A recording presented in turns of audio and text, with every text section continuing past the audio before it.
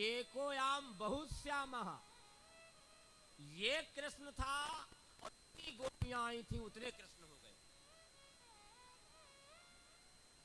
प्रेम जब अनंत हो गया, प्यार प्यार होता है। जिस दिन प्यार हो जाएगा, देखिए वासना शूर्पणखा की भी थी, चाहे जिस रूप में गई थी भगवान को तो देख लिया, नहीं देखा।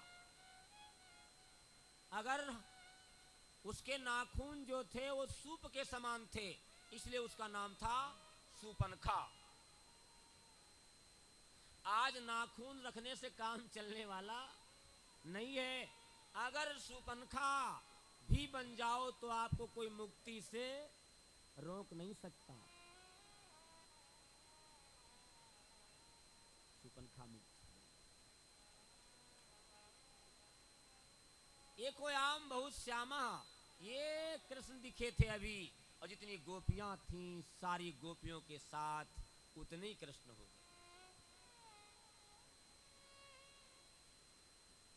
कहती हैं प्रभु बंसी को तो आप अधरों पर रखते हो, अरे हमें एक बार अधरों पर रख लीजिए, हमारा जीवन धन्य हो जाए।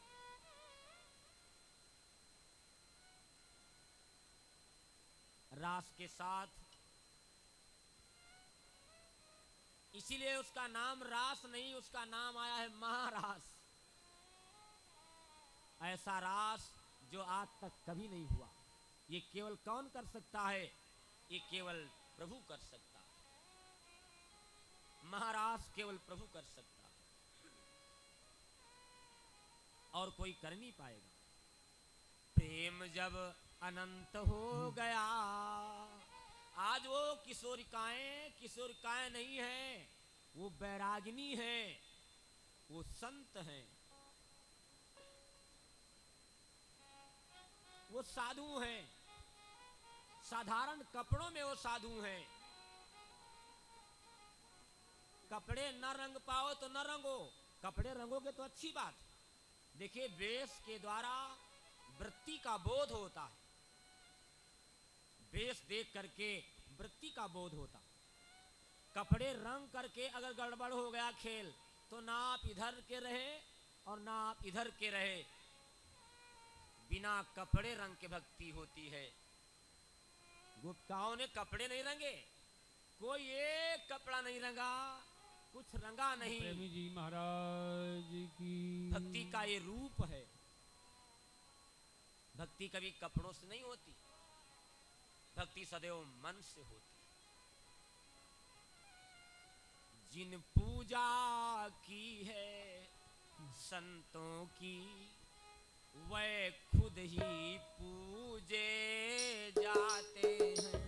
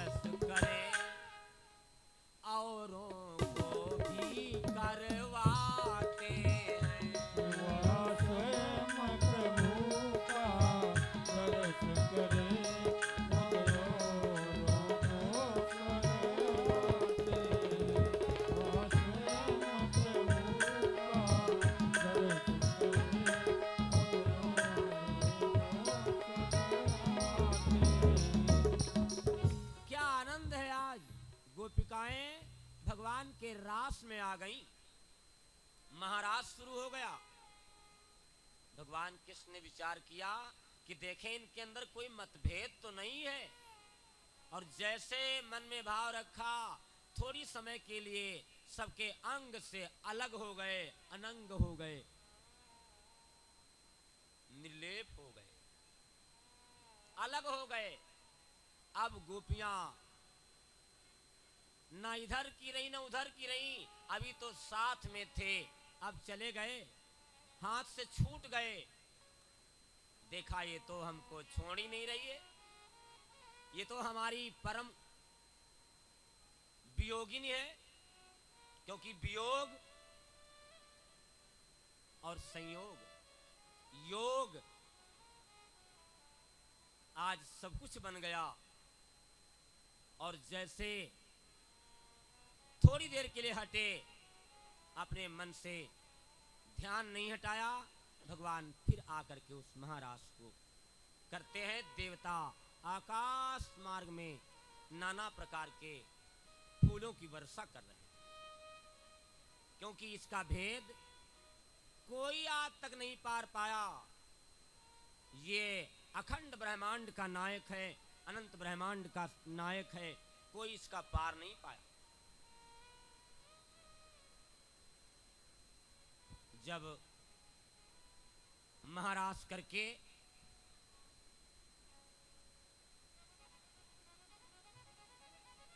महाराज किया, और महाराज इधर महाराज हो गया, उधर देव ऋषि नारद बाबा ने विचार किया, हमें कहाँ चलना चाहिए। हमें कंस के पास चलना चाहिए। अगर ये सब रासा ही होता रहेगा तो ऐसे काम चलने वाला नहीं। देव ऋषि नारद बाबा ने क्या किया, श्री सुखदेव जी महाराज राजा से कह रहे हैं, राजन, देव ऋषि मथुरा आए, श्रीमन नारायण नारायण नारायण,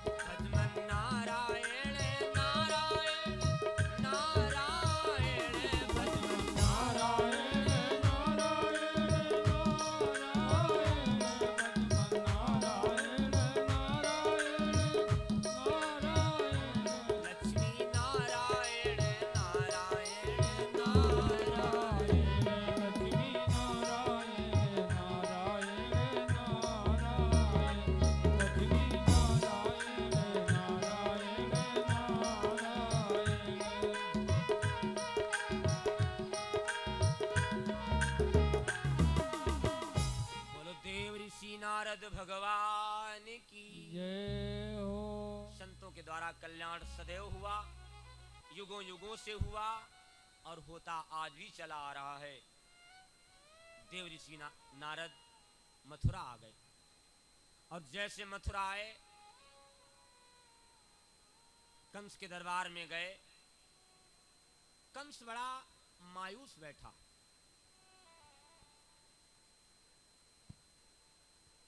नारद बाबा बोले, अरे राजन, आपके चेहरे पर सिकन कहां से आ गई? आपका चेहरा मुरझाया क्यों है?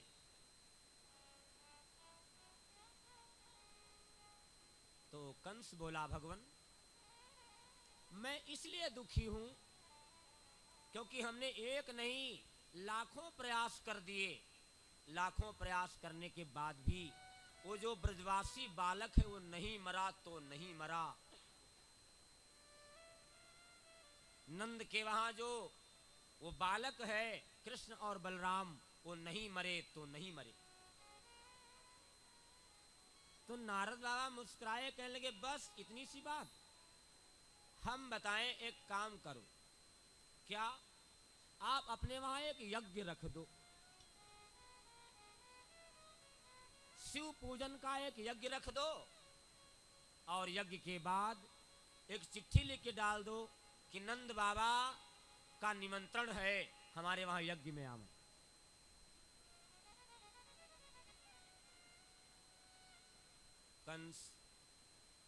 कंस ने कहा, बाबा ठीक तो कहते हो आप। एक चिट्ठी लिखा, चिट्ठी लिखवाया अपने मंत्री सलाहकारों से, कहा इसको लिख दो और लिख करके इसको भेज दो। कौन लेके गया चिट्ठी? चिट्ठी लेके कौन गया? केवल निमंत्रण नहीं गया है। नंद बाबा के एक भाई मथुरा में रहते थे, उनका नाम था अक्रूर जी महाराज। वो चिट्ठी अक्रूर जी महाराज को दी गई और अक्रूर से कहा जाओ चतुर्दशी को यहां पर शिव पूजन का यज्ञ है, नंदराय नंद बाबा को और उनके बच्चों को, सबको, कृष्ण और बलराम को उस यज्ञ में ले आओ। ये सलाह कौन दे रहा है? मौत जब आएगी ना, मौत और सौत दोनों खतरनाक है, ध्यान रखिएगा।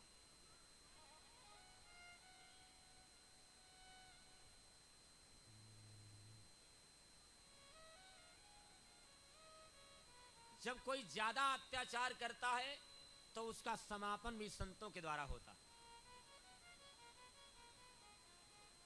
अगर कोई ये कहता है कि ये काम ये कर रहे हैं, कभी मन में ये भाव मत लाना कि ये काम ये कर रहे हैं।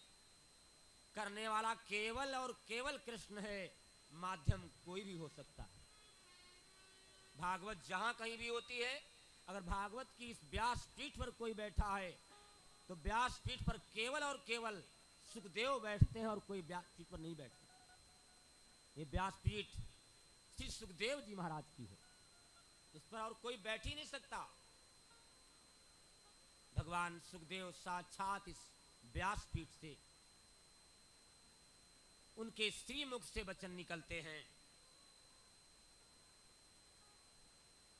नारद बाबा आए, चिट्ठी लिखवा दिया, चिट्ठी पकड़ा दिया, रथ का रथ ले जाओ और रथ ले जा करके नंदराय को और उनके दोनों बेटों को, कृष्ण और बलराम को, मथुरा ले वाला।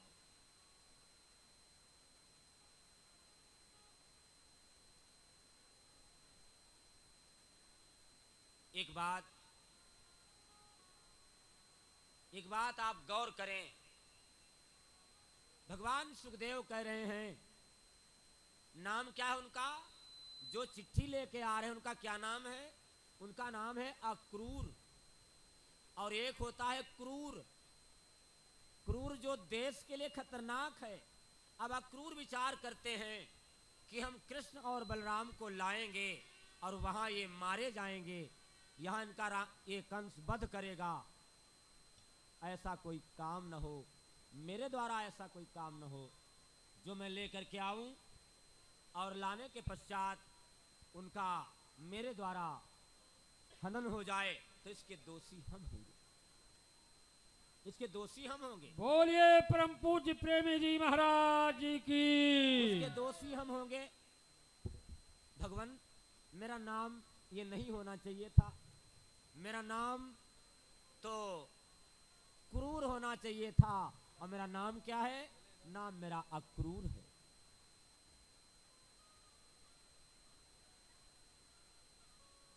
अक्रूर रथ लेके चले, और जब रथ लेके चले अक्रूर, तो क्या देखते हैं? मथुरा से गोकुल की दूरी कितनी है? सुखदेव जी महाराज कहते हैं 1.5 कोस दूर है, 4.5 किलोमीटर है, और 4.5 किलोमीटर की यात्रा करते करते उनको शाम हो गई।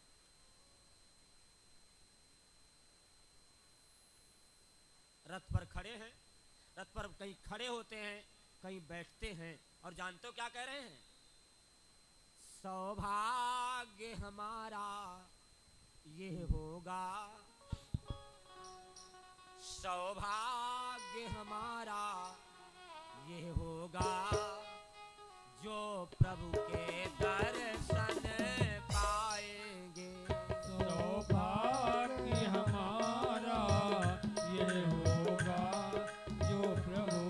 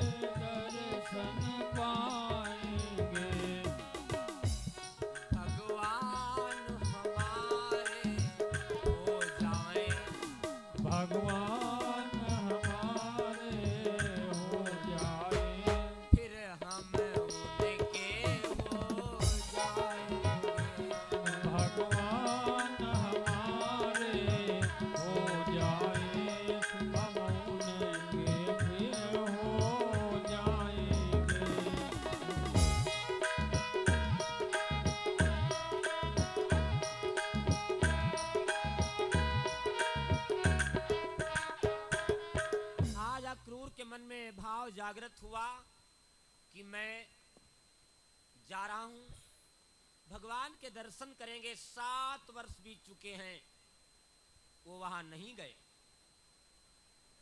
वहां गई नहीं, गोकुल नहीं गए। और आज जब जाने का अवसर आया, जब जाने का अवसर आया है, तो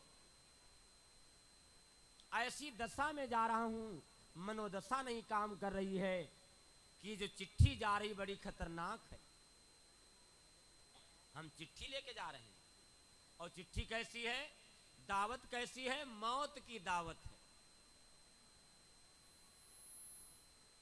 अक्रूर जब शाम का समय हुआ, शाम के समय गोधूली बेला में अक्रूर ने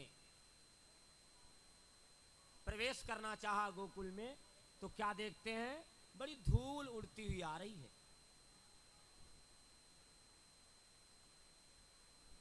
और जब धूल उड़ते हुए देखा, तो देखते हैं कि कौन आ रहा है। धूल से भरपूर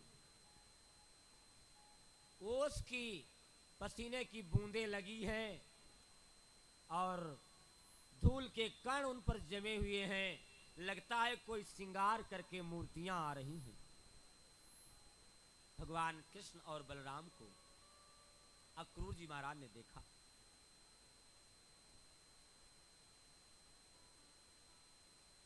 मन ही मन प्रणाम किए, प्रणाम किया, और रथ जो है वो नंद बाबा के द्वार तक आ गया। नंद बाबा ने एक बात कही, जब देखा अक्रूर को, अरे अक्रूर भैया तुम कहां रहे, यशोदा तेरी अति याद करे। अक्रूर तुम कहां रहे, यशोदा बहुत दिन से तुमको याद कर रही थी। कितना समय बीत गया, अक्रूर नहीं आए। तो अक्रूर ने क्या कहा, भैया इतने काम काज हैं कि मैं काम काज में, मथुरा के इतने काम काज हैं, मैं उनसे निवृत्त नहीं हो पाता हूं, आज तक निवृत्त नहीं हो पाया। ये तो आपकी बड़ी दया रही। और बहुत चेहरे पर मायूसी छाई है अक्रूर की। किसी को निमंत्रण देने जाओ, जैसे यहां निमंत्रण है कि महाभंडारे का आयोजन है, तो इसमें ये तो दावत नहीं कि आप आओगे, आपका मर्डर, आपसे कुश्ती लड़ी जाएगी या आपका कत्ल कर दिया जाएगा। वहां जो भंडारा है, वहां तो कत्ल करने का इरादा है कि उन दोनों भाइयों को मारने का ये संकल्प है। क्या किसी को मार के आप सुखी हो सकते हो, या किसी को मार के कोई सुखी हुआ है आज तक? लेकिन जिसके अंदर कलुषित अंश है, वही दूसरे को मारने की बात करेगा। लड़ाई की 3 जड़ें हैं, जानते हो कौन? खाना, खजाना और जनाना। इन्हीं तीनों के लिए युद्ध होता है आपस में। 3 के लिए युद्ध हो रहा है, और ये तीनों साथ जाने वाले नहीं हैं। कंस के अंदर ये भाव है कि वो 2 आ जाएं, अगर वो मर जाएं तो हमारा एक छत्र राज्य हो जाएगा। अक्रूर से पूछा, बाबा बोले, अक्रूर तुम्हारे चेहरे पर शिकन क्यों है, तुम्हारा चेहरा बहुत मुरझाया क्यों है? कुछ बोल नहीं पाए, कोई शब्द नहीं आया, कोई शब्द नहीं आया। चरणों पर माथा रख करके वो चिट्ठी इनको पकड़ा दिया, और जैसे चिट्ठी पकड़ाया, वैसे नंद बाबा भी खामोश हो गए पढ़ती चिट्ठी। वहीं बलदाऊ भी खड़े थे। अक्रूर को आके भगवान कृष्ण और नंद बलराम ने आकर के प्रणाम किया। कहा चाचा आए हैं मथुरा से। चाचा चाचा होते हैं। अभी तक रिश्ता किसका चल रहा है? चाचा का, चाचा भतीजे का। और जैसे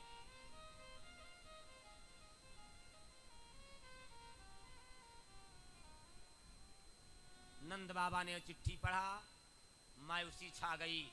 कृष्ण और बलराम पास में खड़े हैं और वो बोले बाबा इस चिट्ठी में क्या लिखा है? तो बाबा कुछ बोल नहीं पाए। तब तक चिट्ठी स्वयं देख ली। अच्छा, मामा के वहां यज्ञ है। बाबा मामा के वहां यज्ञ है और भांजा न जाए तो यज्ञ पूरा कैसे होगा? अगर मामा यज्ञ कराए और भांजा न जाए तो कैसा लगेगा बताइए आप? भाई मामा के वहां यज्ञ है। भगवान कृष्ण बोले जरूर चलेंगे। चलेंगे बाबा, मैं जरूर चलूंगा, क्योंकि मामा के वहां यज्ञ हो रहा है, इसलिए हम जरूर चलेंगे। जरा गौर करें, भगवान सुखदेव राजा प्रेमी जी महाराज की तालियों से स्वागत आप सभी लोग कर दिया करें। बोलिए वृंदावन बिहारी लाल की। अब बलदाऊ कहने लगे बाबा अगर मामा के वहां यज्ञ तो हम जरूर चलेंगे। मैया यशोदा को ये बात मालूम हुई कि वहां जो यज्ञ हो रहा है, सारी बात बता दिया कि भैया।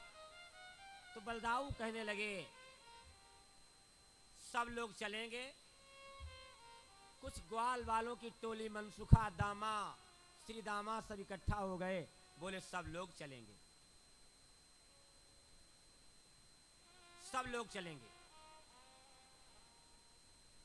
तो नंद बाबा कहने लगे यज्ञ हो रहा है तो हम चलेंगे। हमारी इच्छा है कृष्ण और बलदाऊ को मथुरा ना ले जाया जाए।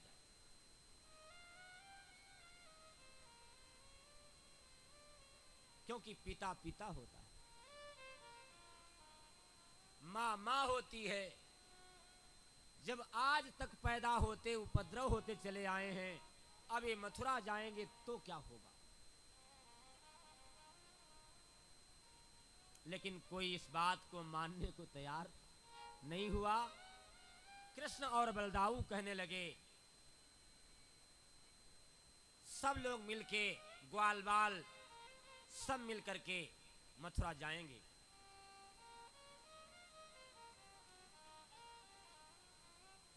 ढिंढोरा पिटवा दिया गया नगर में कि कृष्ण और बलदाऊ नंद बाबा के साथ मथुरा जा रहे हैं, क्योंकि वहां एक यज्ञ हो रहा है।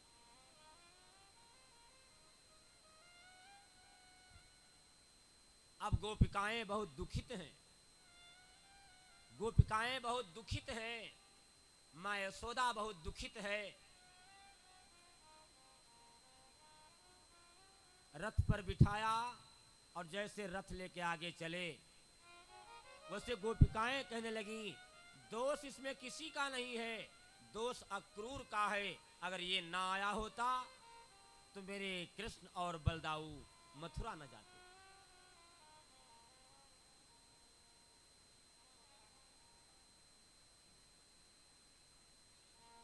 मां का प्रेम देखिए। गोपियां रथ के आगे आकर के लेट गई। अगर कोई रथ के आगे लेट जाए, रथ कैसे चलेगा? रथ कैसे ले जाओगे आगे?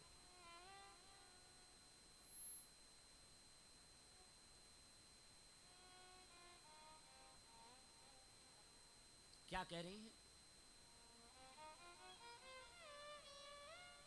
जीवन के प्राण आधार हो तुम। जीवन के प्राण आधार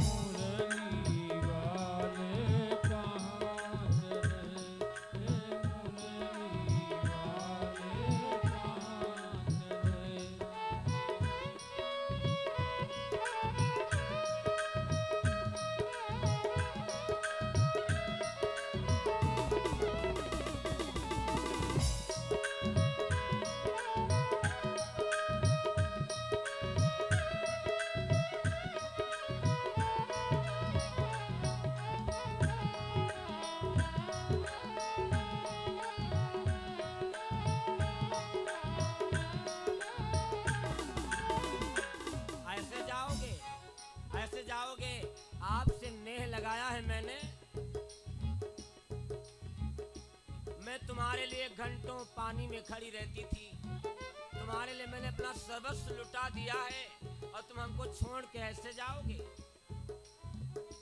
छोड़ के मुझे ऐसे जाओगे?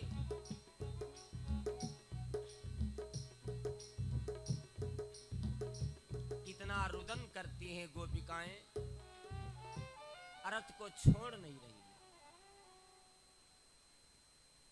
भगवान कृष्ण बोले, समझाया उतर करके।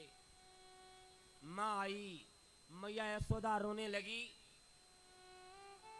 तो भगवान कृष्ण बलदाऊ ने माँ के पैर छुए और माँ ने दोनों बेटों का मुख चूमा।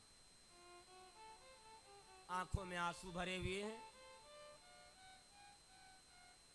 वादा कर गए कि जल्दी आएंगे, यज्ञ हो रहा है, यज्ञ का समापन हो जाएगा, हम आ जाएंगे, हमको जाने दो।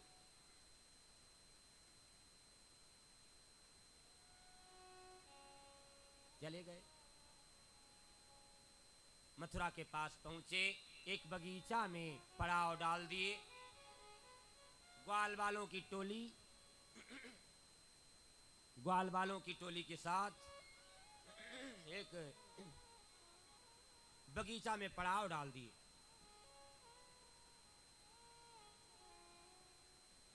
अब भगवान कृष्ण बलदाऊ से बोले, भैया मन करता है मथुरा की ऊंची जो ऊंची ऊंची अट्टालिकाएं हैं, चल के इनको देख लिया जाए, मथुरा की गलियां देख ली जाए। तो नंद बाबा कहने लगे, मथुरा में जाना ऐसे ठीक नहीं है, क्योंकि रोज नए उपद्रव हो रहे हैं, मथुरा में जाना ठीक नहीं होगा। लेकिन बाबा से कहा, बाबा आप दुखी क्यों हो, आप परेशान क्यों हो? हम जा रहे हैं और देख करके वापस आ जाएंगे।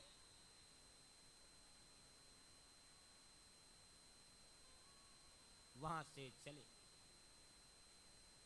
जब चले वहां से, तो श्री सुखदेव जी महाराज कहते हैं राजा से, राजन आगे कोई मिला, एक कपड़े वाला मिला जो कपड़े की धुलाई करता था। कपड़े वाला मिला और उससे बोले,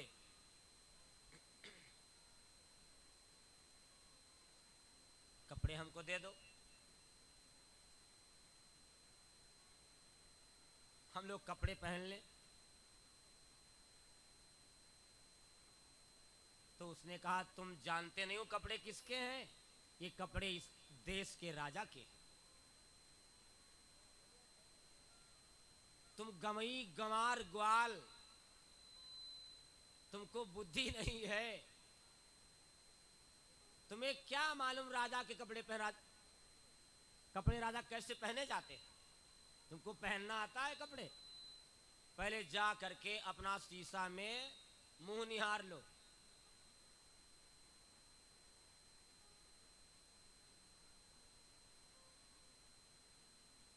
भगवान कृष्ण और बलदाऊ एक दूसरे को देखने लगे कि अब लगता है रार बढ़ जाएगी, अब लगता है तकरार बढ़ जाएगी। और जैसे जवाब दिया, वैसे उसके एक तमाचा मारा, और जैसे एक तमाचा मारा, जो कपड़ों का गट्ठर था वो अलग गिरा, और जैसे वो गट्ठर अलग गिरा, उस गट्ठर के बाद में, बोलिए प्रेम जी महाराज की, उस गट्ठर के बाद में वृंदावन बिहारी लाल की वो कपड़े भागवत भगवान की सभी लोग उसको पहनने लगे। सारे ग्वाल बालों ने उसको कपड़े पहन करके आगे की ओर बढ़े।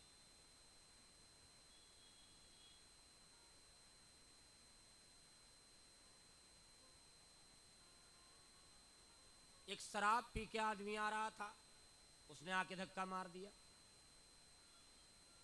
और जो आ रहा था वो बलशाली है। कंस के वहां से जो लोग गए थे, कोई निर्बल भी गए थे।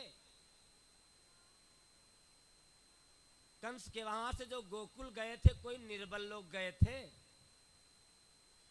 सारे प्रबल थे, सारे बल वाले थे।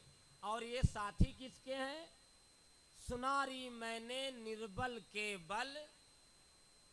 अगर ये साथी हैं तो निर्बल के हैं, बलवान के साथी सारे बल वाले गए थे।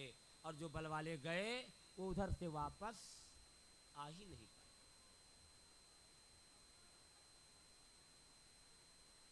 कपड़े पहन करके जा रहे थे, दर्जी मिला, कपड़े बड़ा अपसेट हैं, कपड़े बहुत गड़बड़ हैं, कोई लंबा है, कोई चौड़ा है, कोई छोटा है। जब एक नाप के हो तो कपड़े सही हो। दर्जी से कहा ये कपड़े सही कर दो। दर्जी से कपड़े सही कराया, सबने पहन लिया। थोड़ी देर के बाद एक 8 जगह से टेढ़ी एक महिला आ गई। और जो महिला आई उसके हाथ में चंदन का कटोरा है। क्या है? भगवान के भगत जहां पर हैं वहीं पर आनंद में, जहां भगवान के भगत हैं वहीं सुख में है। वो और कोई नहीं आया है।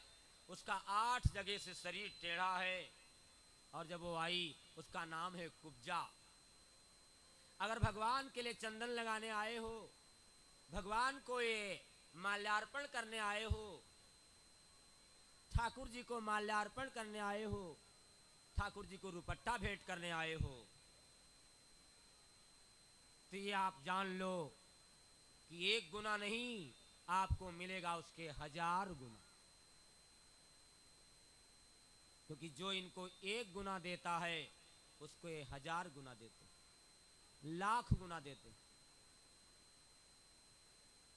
कुब्जा चंदन लेकर के आई थी भगवान को लगाने के लिए। अब चंदन लगाए तो कैसे लगाए? तो जिसके कुबड़ निकल जाता है वो झुक जाता है नीचे को। 8 जगह से टेढ़ी है, अब ऊपर उठ तो पाती नहीं है। भगवान विचार करते हैं, भगवान कन्हैया विचार करते हैं कि ये हमारी भगत है, ये हमारी हृदयस्थ है। उस दिन मैंने एक शायर बोली थी, शायद आपको याद होगी, कि दिल के बाजार में दौलत नहीं देखी जाती, और प्यार हो जाए तो सूरत नहीं देखी जाती। कुब्जा से भगवान को प्रेम है। अब सोचा चंदन ये लगाए तो हम झुके तब लगाए। तो प्रभु ने कहा अब इसको ऐसा बना देते हैं कि इसको झुकना, हमको न झुकना पड़े, ये खुद ही आकर के चंदन लगा दे। ये एक पैर उसके पैर पर रखा, ऐसे सर को पीछे संभाल लिया, और जैसे उसको उठाया तो चरचराहट की आवाज आई, और वो कुब्जा विधिवत खड़ी होकर सामने खड़ी हो गई। बोली गोविंद भगवान की। आज वो कुब्जा जो 8 जगह से टेढ़ी थी वो पूरी तरह से खड़ी हो गई। भगवान को चंदन लगाया, चंदन भेंट किया भगवान को, और क्या बोली? भगवान मैं तो आपकी चेरी हूं, मुझे ये आशा थी कि भगवान हमारे आएंगे। अगर आस रखोगे तो भगवान जरूर आएंगे। कहा करती थी, क्या कहा करती थी? दर्शन दो घन श्याम, इच्छा करती थी, भगवान से इच्छा करती थी कि भगवान प्रभु मेरे कन्हैया कब आओगे? दर्शन दो घन श्याम, नाथ मेरी अखियां प्यासी, दर्शन दो घन श्याम, नाथ मेरी अखियां प्यासी। दर्शन दे तो है घन श्याम, नाथ मोरी अखियां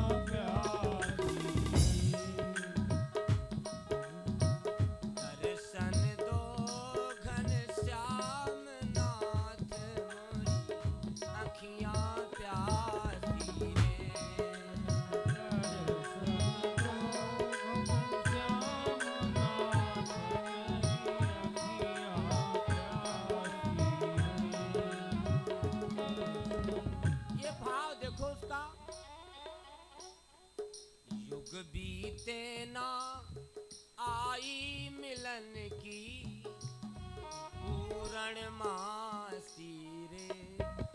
कब पूर्णमासी होती है? पूर्णमासी तब होती है जब आप इनके साथ पूरी तरह से सौंप दोगे अपने को। जिस दिन इनको आप सौंप दोगे समझ लो आपकी पूर्णमासी पूरी हो गई। दर्शन की इच्छा करती थी पहले कि भगवान हमको दर्शन देने आएंगे, और आए तो हाथ में ऐसी मशीन लाए कि उसका रूप ही बदल दिया। भगवान जिसको छू ले उसका रूप नहीं बदलेगा क्या? भगवान जिसको छू ले उसका रूप बदल जाता, उसका प्रारूप बदल जाता। भगवान जिसको छू ले उसका प्रारूप बदल जाता। अब जरा आप गौर करें, उसका प्रारूप बदल जाता है। जरा गौर करें भाई बहनों।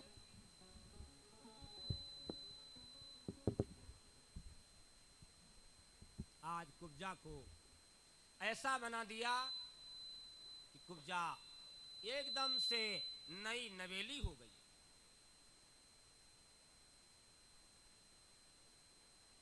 भगवान आगे को बढ़े, और जब आगे को बढ़े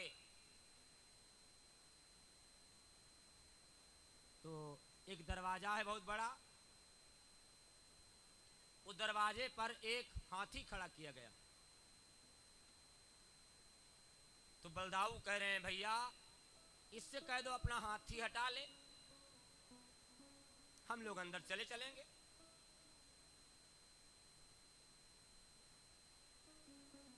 जब उससे कहा पीलवान से हाथी हटा लो, और उस हाथी का नाम है कुबलया पीड। उसको इसलिए रखा गया है कि जब वो लड़के आए यहां तो एक एक को जंजीर में बांध बांध के मार डाले।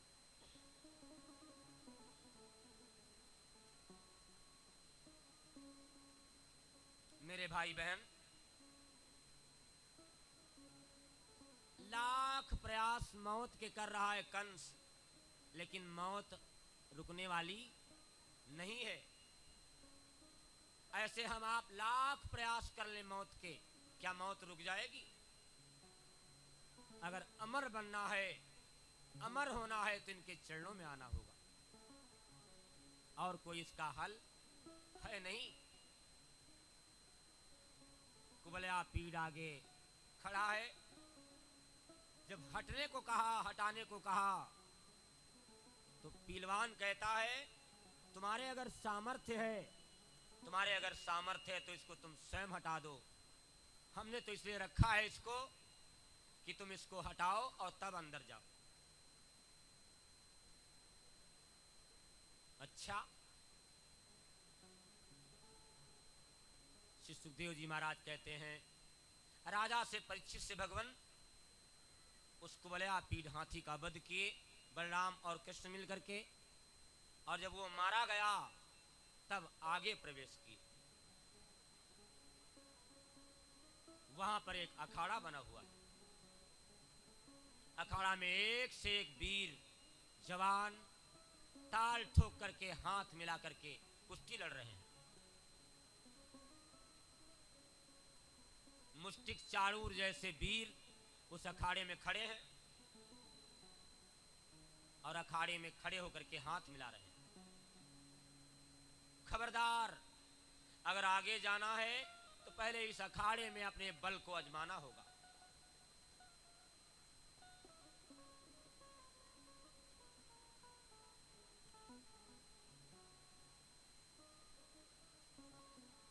भगवान की पूजा हो रही कि भगवान की शक्ति की पूजा हो रही है? पूजा किसी रूप की नहीं होती है। जब पूजा हुई तो किसकी हुई? शक्ति की हुई। सदैव शक्तिमान पूजे गए। भगवान जैसे जा करके अखाड़े में उतरे और जैसे अपनी ताल ठोकी और चाणूर का हाथ मिलाया, वैसे चाणूर हाथ छोड़ा के दूर खड़ा हुआ। उसे ऐसा लग रहा था कि लगता है कि हमको आसमान में फेंक देंगे भी। एक बात और गौर करना, शक्ति जब आती है तो सारे रूप लेके आती है, और शक्ति जब जाती है तो सब समेट करके चली जाती है।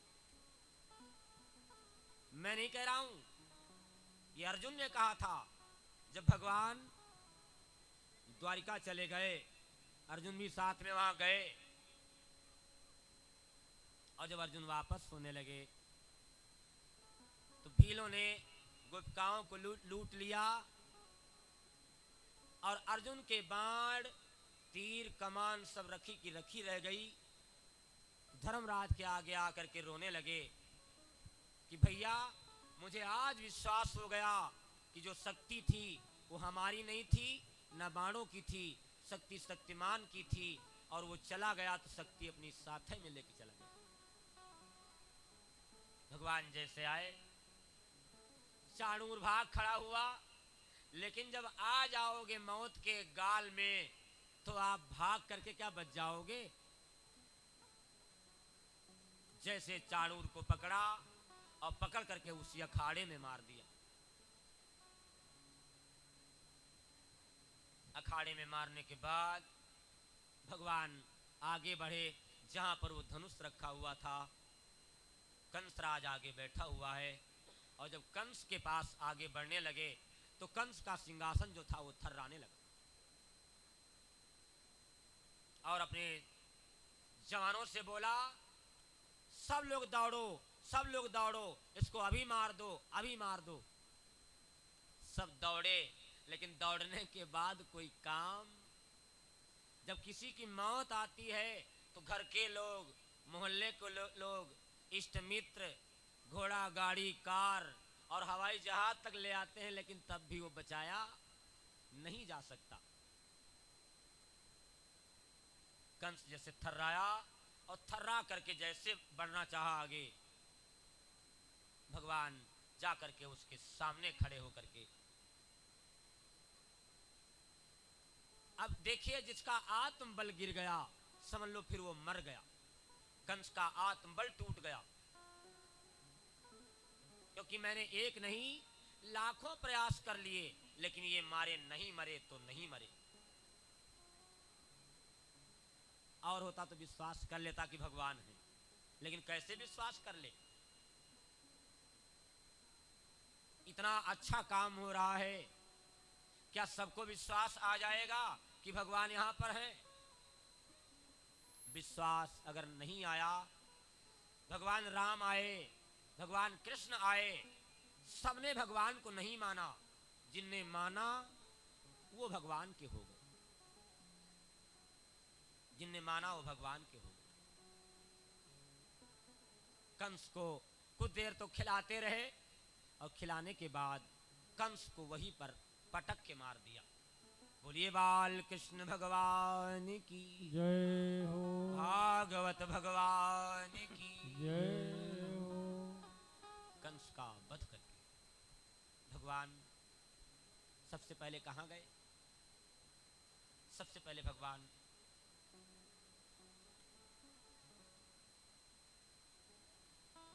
उसी जेल में गए जहां भगवान का प्राकट्य हुआ था। उसी जेल में गए जहां भगवान का प्राकट्य हुआ था। और जेल में कौन है? जेल में उनके माता पिता। जरा गौर करो भाई बहनों, जिसके माता पिता जेल में होंगे, इतना लंबा अंतराल बीत गया, और जेल में पड़े पड़े उनकी क्या दशा होगी, उनकी क्या मनोदशा होगी। जब कंस का वध हुआ, मारने के बाद जेल को गए, और जब जेल को गए तो जाकर के पहले जेल को प्रणाम किया। ये क्या है? ये हमारी जन्मभूमि है। जननी जन्मभूमि से स्वर्गादपि गरीयसी।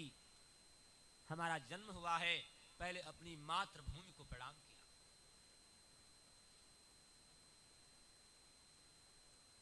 श्री सुखदेव जी महाराज परीक्षित से कह रहे हैं, राजन प्रणाम प्रणाम किया, फिर जाकर के जेल के अंदर प्रवेश किया।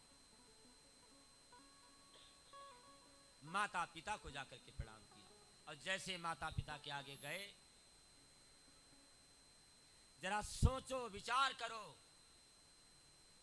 माता पिता के मुख से कोई आवाज नहीं आई, सिर्फ अगर आए तो आंख से आंसू आए। क्यों आंसू आए? क्योंकि एक नहीं बरसों बीत चुके हैं। आज जब दोबारा देखे हैं आकर के, भगवान ने माता पिता को अपने गले से लगाया। माता पिता उठ करके कन्हैया को, बलदाऊ को अपने गले से लगाया और भाव विभोर हो गए। माता और बेटे का मिलन हो और भाव विभोर न हो, जबकि देवकी और वसुदेव जानते हैं कि ये बेटा नहीं है, ये बेटे बन करके आए हैं, दुनिया के पति हैं, ये हमारे सब कुछ हैं। आज जब देखा तो भाव विभोर हो गए। उधर भगवान कृष्ण ने उद्धव से कहा, उद्धव ज्ञानी है ना, उद्धव से कहा भैया तुम चले जाओ, गोप किशोरियों को ज्ञान दे के आओ, क्योंकि उद्धव को अहंकार हो गया था कि मुझसे बड़ा ज्ञानी अब कोई है नहीं, और भगवान अपने भगत के अहंकार को कभी रखते नहीं। जाओ उन गोप किशोरियों को ज्ञान दे के आओ, वो बड़ा बेचैन है, बड़ा व्याकुल है। माता को समझा के आना, मैया यशोदा को समझा के आना, जाओ तुम गोकुल चले जाओ। उद्धव को क्या कहा? उद्धव उद्धव वृंदावन जइयो, वृंदावन चले जाओ, क्योंकि वृंदावन निवास कर रहे हैं। उद्धव उद्धव वृंदावन जइयो, मेरी मैया से कहियो।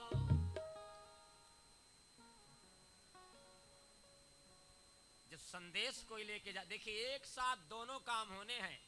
इधर उद्धव के अहंकार को मिटाना है, उधर गोपिकाओं से के द्वारा उद्धव को शिक्षा दिलवाना। ये काम किसका है? ये काम ठाकुर का है। इसीलिए कहते हैं तेरी माया का कोई पाया नहीं पार,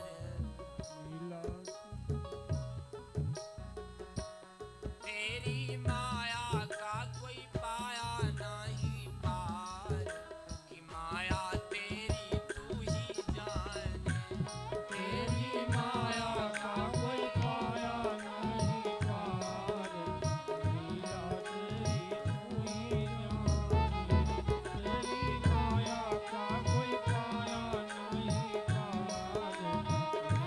तेरी तू ही जाने। सारे खड्डे के हो जानन हार, घट के हो जाननहार, लीला तेरी तू ही जाने। खड्डे खड्डे की हो जानन हार, कि लीला तेरी तू ही जाने। घट घट के हो जाननहार, लीला तेरी तू ही जाने। घट घट के हो जाननहार, लीला तेरी तू ही जाने।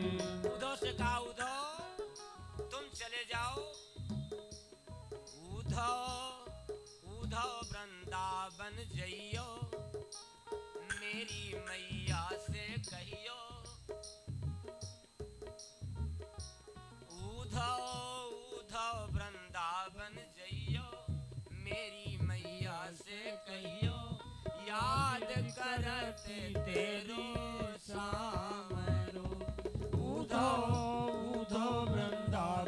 जइयो जाय के मैया से कहियो यादी करती तेरी सामरो।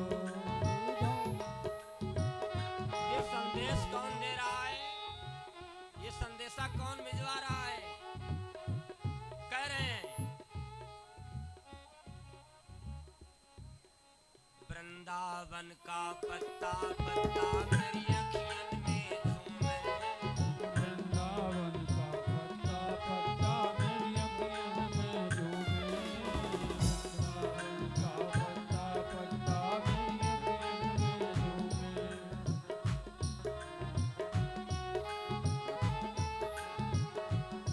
और वृंदावन का पत्ता पत्ता मेरी अखियन में झूमे।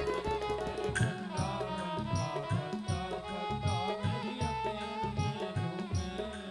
वृंदावन का पत्ता पत्ता मेरी अखियन में झूमे। वृंदावन का माखन मिश्री, वृंदावन का माखन मिश्री आके मुख को चूमे। उधो तो वृंदावन जइयो जाय के मैया से कहियो याद करती तेरी सामरो। उधो उधो वृंदावन जइयो जाय के राधा सो कहियो याद करती तेरी सामरो।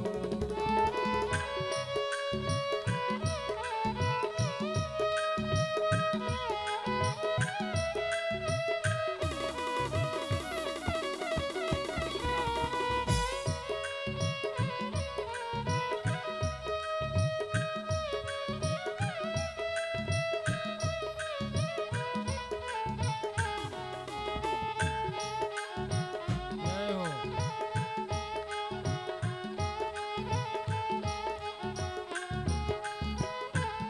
ये है प्यार माँ और बेटे का। यद्यपि मथुरा के कारोबार कुछ खबर न होने देते। यद्यपि मथुरा कारोबार खबर न होने देते। यद्यपि मथुरा कारोबार कुछ खबर न होने देते। प्यार प्यार होता है। प्यार के लोग ले फ्लाइट से कहो विदेश से ले जाएं। राजा नल को प्यार था तो घोड़े पर सवार होकर रात के 12 बजे जाते थे। यद्यपि मथुरा के कारोबार कुछ खबर न होने देते। यद्यपि मथुरा कारोबार कुछ खबर न होने देते। यद्यपि मथुरा के कारोबार कुछ खबर न होने देते। पर गोपिन का प्यार, जय हो। पर गोपिन का प्यार हमें सुख में ना सोने देते। उधो तो वृंदावन जइयो जाय के राधा सो कहियो याद करती तेरी सामरो। उधो उधो वृंदावन जइयो जाय के राधा सो कहियो याद करती तेरी सामरो।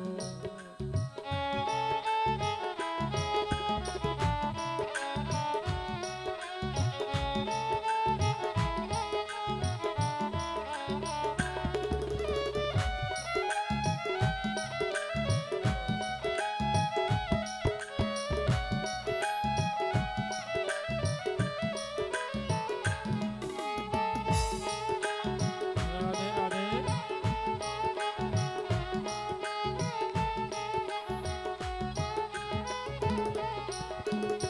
उद्धव जी महाराज, यहाँ भगवान जैसे माता पिता से मिले तो माता पिता बोले बेटा अब तुम राज्य के अधिकारी हो जाओ, आप राजगद्दी पर बैठ जाओ।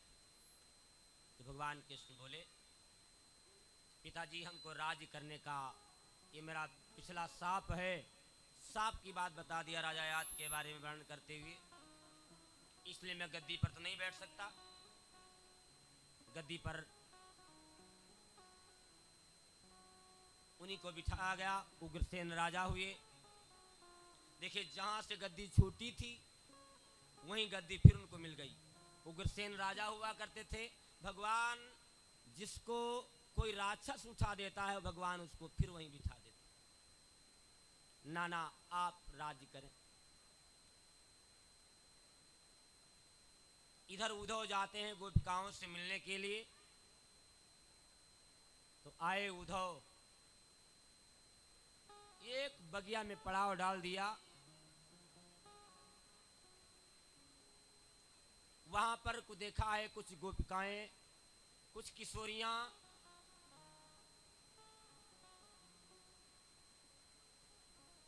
पानी भरने को कुएं में घड़ा और रस्सी लटकाए बैठी है। अब कुछ वहां से हट ही नहीं रही है। घड़े में डाले हैं, घड़ा डाले हैं कुएं में सारी, और कुछ खड़ी है।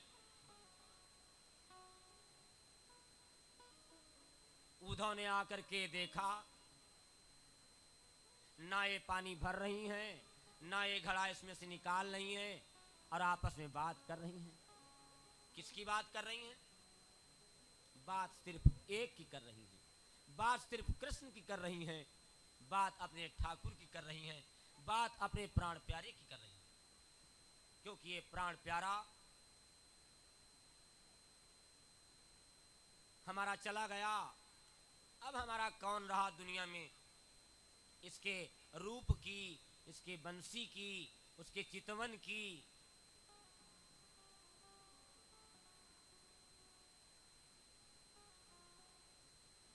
याद करते हुए खड़ी है।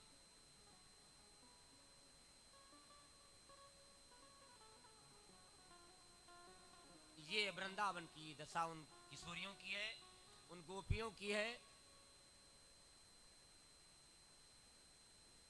उद्धव जाकर के निराकार ब्रह्म की उपासना के बारे में, निराकार ब्रह्म के बारे में चर्चा करने लगे।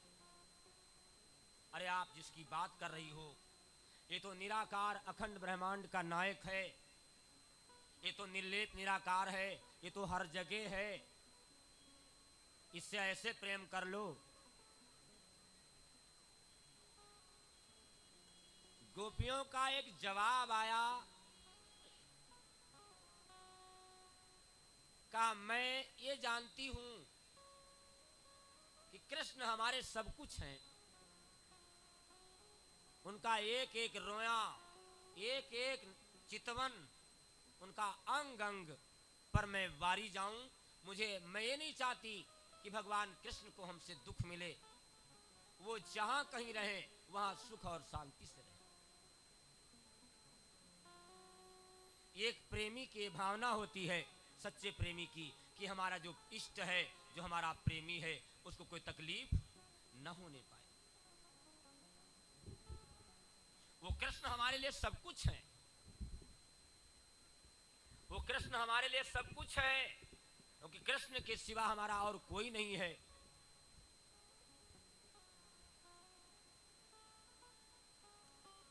क्योंकि समय का सतगुरु है, और मैंने इसको अपना तन मन धन सब इस पर न्यौछावर कर दिया। अगर मैंने सब न्यौछावर कर दिया है तो अब ये हमारे लिए सब कुछ है। जैसे उद्धव को ये कहा कि कृष्ण हमारे सब कुछ हैं। ज्ञानी की घानी चढ़ी रही, अज्ञानी तेल निकाल चुके।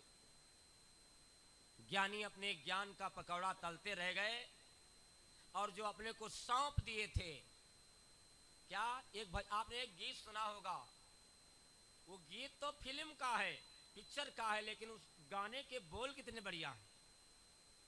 उन्होंने कहा था उद्धव से, कृष्ण को कैसे मानती थी वो, तुम ही मेरे मंदिर,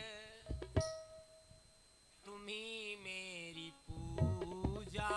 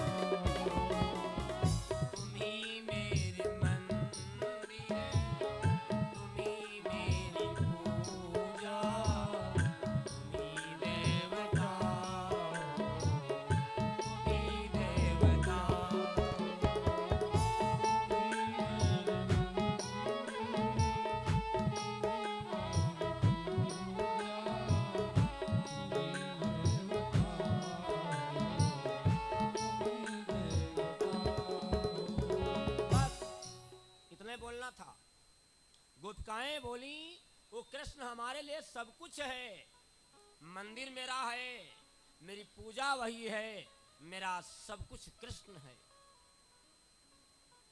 कृष्ण के बारे में मैं कुछ सुनना नहीं चाहती। हाँ, वो ना आए कोई बात नहीं, लेकिन अगर हमको छोड़ करके वो सुखी रह सकता है, मैं चाहती हूं कि वो जहां रहे वहां सुखी रहे। सच्चे प्रेम की गाथा सुन रहे हो। उद्धव, जैसे उद्धव ने सुना, अरे साकार ब्रह्म की उपासक हैं तो एक बात भागवत में वर्णन आया है। उद्धव जानते हो क्या बोले? वंदे नंद व्रज स्त्रीणाम, अरे आपके चरणों की धूल के बराबर मैं नहीं। भगवान कृष्ण ने उद्धव को इसीलिए भेजा था। वंदे नंद व्रज स्त्रीणाम पादरेणुम भीषण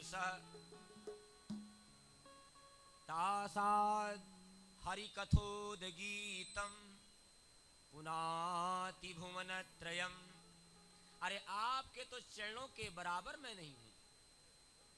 उद्धव वहीं पर जाकर के उन किशोरियों के चरणों में लेट गए और कहा, तुम्हारी जो चरणों की रज है वो अपने मस्तक पर लगाना चाहिए। चरणों की रज मस्तक पर लगा ली। संत की चरण धूल अगर मस्तक पर लगाई जाती है तो जानते हो क्या होता है? वो साधु हैं। चरण धूल जे मस्तक धारे, चेहरे को पुरनूर करे। चरण धूल जे मस्तक धारे, मैल दिलों की दूर करे। चरण धूली को जैसे गोपिकाओं की, आप जैसी गोपिकाएं जिनको ज्ञानी ने आकर के प्रणाम किया, उनके चरणों की रज लेकर के अपने मस्तक पर लगाया। बोलिए वासुदेव भगवान की जय, संत भगवान की जय। यह है सच्चे प्रेम की गाथा। जब आप सच्चे प्रेम में उतर जाओगे तो आप ये जान नहीं पाओगे हम कहां पर खड़े हैं, हम इस समय कहां पर हैं।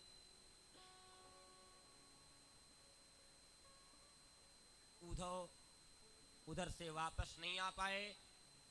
भगवान कृष्ण ने विश्वकर्मा को आदेश किया।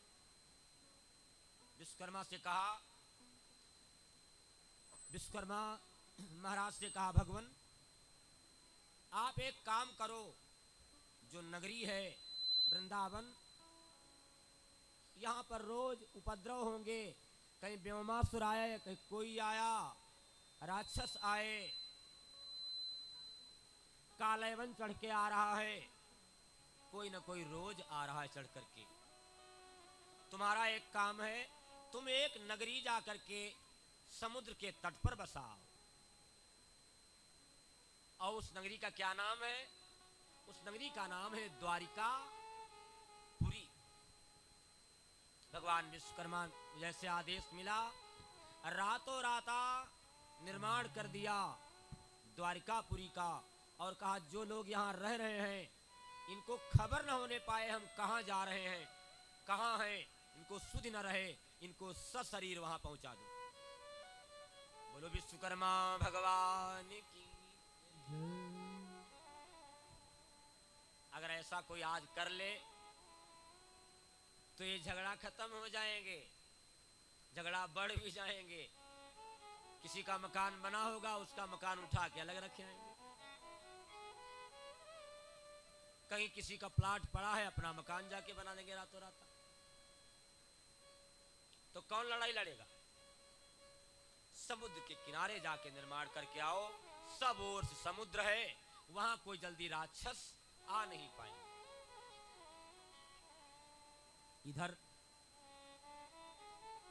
भगवान कालयवन का वध करने के लिए राजा मुचकुंद के पास कालयवन को ले गए और राजा मुचकुंद के द्वारा कालयवन का पतन कराया, कालयवन का वध कराया, कालयवन का वध हो गया। बोलिए भक्त और भगवान की। भगवान द्वारिका पुरी में जाकर के निवास करने लगे। अब भगवान का नाम क्या हो गया? अब भगवान का नाम हो गया द्वारिका। बोलिए द्वारिकाधीश भगवान की जय। आज द्वारिका नगरी में नाना प्रकार से लोग खुशियां मना रहे हैं, नाना प्रकार के आनंद की बरसात कर रहे हैं। अब द्वारिका के उधीश बन गए। भगवान द्वारिका पहुंच गए। द्वारिका में नाना प्रकार से आनंद उठाने लगे, नाना प्रकार का सुख लेने लगे द्वारिकापुरी में। उसी समय आइए भगवान द्वारिका में हैं, तो आइए हम आप सब दो लाइनें बोल लेते हैं। मुझे ले चलो अपनी नगरिया, अरे जहां तुम चले गए वहां हमको भी ले चलो।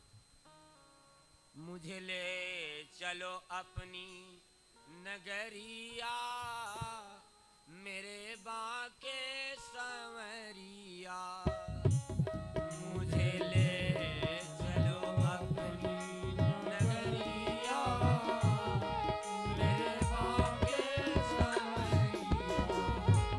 मुझे ले चलो अपनी नगरिया, मेरे बाके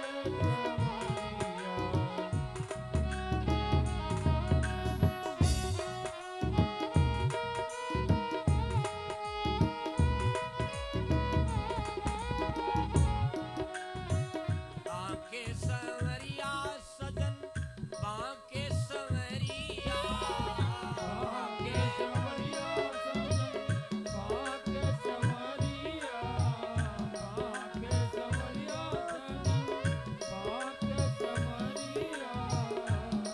मुझे ले चलो अपनी नगरिया, मेरे बाके संवरिया।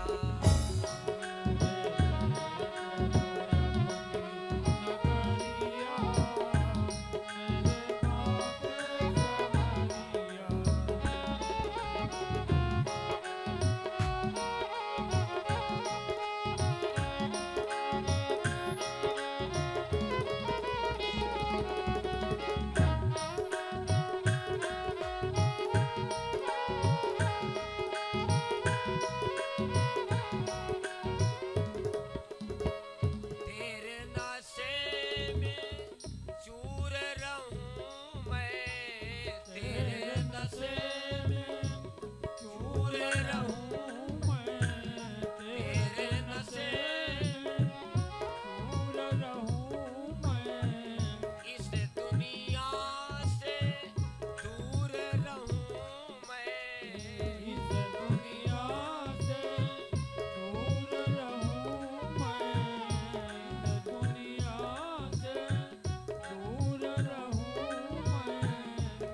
चाहे कांटे भी हों मैं डगरिया। जब इनके पथ पर आओगे तो बहुत कांटे मिलेंगे,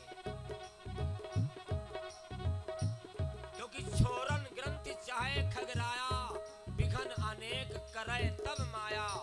जब आप सत्संग के लिए निकलते होगे ना, तो दुनिया की बाधाएं आगे दिखाई पड़ती होंगी। चाहे कांटे भी हों मैं डगरिया, मेरे बाके संवरिया। चाहे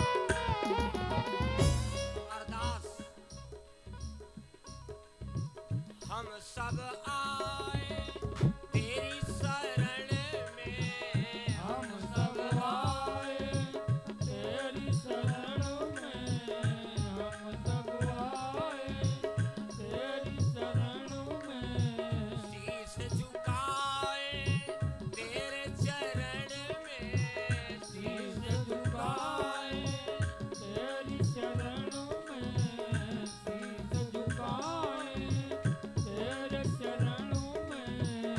अरदास क्या है? तेरे अंग संग में बीते उमरिया, तेरे अंग संग में बीते उमरिया, मेरे बाके संवरिया, मेरे अंग जल अपनी नगरिया, मेरे बाके संवरिया, मेरे जल अपनी नगरिया, मेरे बाके संवरिया।